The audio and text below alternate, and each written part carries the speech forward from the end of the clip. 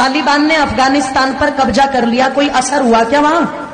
सांसदों को भी रातों रात सब कुछ छोड़ करके निकलना पड़ा कि नहीं निकलना पड़ा? बोलो, तुम्हें क्या लग रहा है तुम्हारे देश में ये स्थिति नहीं बन रही? तुम्हारे बीच से अगर किसी एक बहन बेटी ने कोई बात टीवी डिबेट के ऊपर बोल दी और वो बोली है जो लिखा हुआ है, प्रमाण है, वो झूठ नहीं है, वो कोई अलग से निकाल करके नहीं बोली। अगर किसी 80 साल के खूसड़, ध्यान रखना, मुसलमान को शादी करनी होती है तो वो यही उदाहरण उठा करके लाते हैं, यही वाले।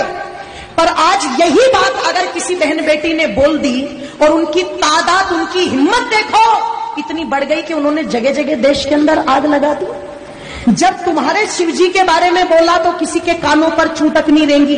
तुम्हारी माता पार्वती के बारे में बोला तब कानों पर चूतक नहीं रहेंगी।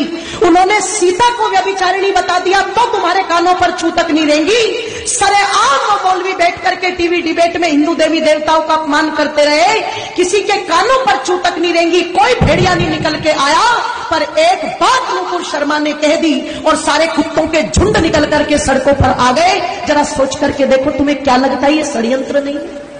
तुम्हें क्या लगता है ये पहले से कोई योजना नहीं है? आप जाते हो इबादत करने के लिए और उधर से एकदम से इतने पत्थर तुम्हें कहां मिल जाते हैं कि पुलिस वालों को पीछे हटना पड़ता है, पर वो पत्थर खत्म नहीं होते। आपको क्या लगता है इसके पीछे कोई योजना नहीं है? और इसके पीछे कोई योजना नहीं है कि जो भाईचारे के गीत सुनाए जाते हैं वो सारे के सारे गीत हमारे लिए है, क्या वो उन पर गीत लागू नहीं होता? अगर इतने शांति के स्थापित करने वाले हैं, अगर इतनी अल्लाह ताला की इबादत करने वाले हैं, तो जब नुपुर शर्मा के लिए देश में आग लगा दी तो जिन कुत्तों ने, ध्यान रखना, कन्हैया लाल की गर्दन काटी है, उनके लिए भी सड़कों पर आना चाहिए था कि नहीं आना चाहिए था?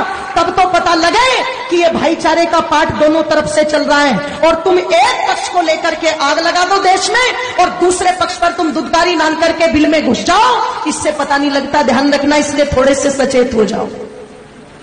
थोड़ी सी तो आवश्यकता है आप लोगों को जागरूक होने की। थोड़ा सा तो विचार और मंथन चिंतन माताओं तुम भी करो कि तुम कर क्या रही हो आज। एक एक तुम्हारा बेटा, उसे तुमने इतना फुसफुसिया बना दिया, इतना फुसफुसिया बना दिया कि वो 15 मिनट धूप में नहीं खड़ा हो सकता, वो 2 किलोमीटर पैदल नहीं चल सकता।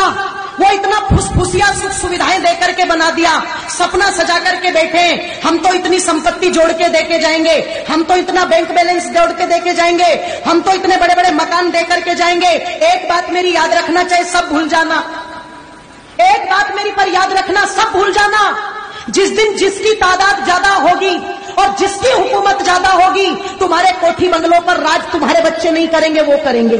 तुम्हारे उस पैसे को तुम्हारे बच्चे नहीं बरतेंगे, वो बरतेंगे। तुम्हारी संपत्ति पर मालिकाना अधिकार तुम्हारा नहीं होगा, उनका होगा। अगर यकीन ना हो तो कश्मीर का इतिहास ज्यादा पुराना नहीं है, अगर यकीन ना हो तो पाकिस्तान को अलग हुए ज्यादा समय नहीं हुआ है, जब रातों रात अपना सब कुछ छोड़कर के वहां से भगना पड़ा था। वो जमीन भी छोड़ी, वो कोठी बंगले भी छोड़े, वो धन संपत्ति भी छोड़ी। और इससे ज्यादा और दुर्गति क्या होगी कि छोटे छोटे दुधमुहे बच्चों को अपना पेशाब पिला पिला करके भारत तक उनको लाना पड़ा। तुम सोच करके देखो, ये स्थिति हो चुकी है। और अगर ये पहले हो चुका है, आगे नहीं होगा, ऐसा बिल्कुल भी मान करके मत चलना। क्योंकि जो कौम अपने भूले इतिहास से शिक्षा नहीं लेती, उस कौम के मिटने में कभी भी देर नहीं लगती।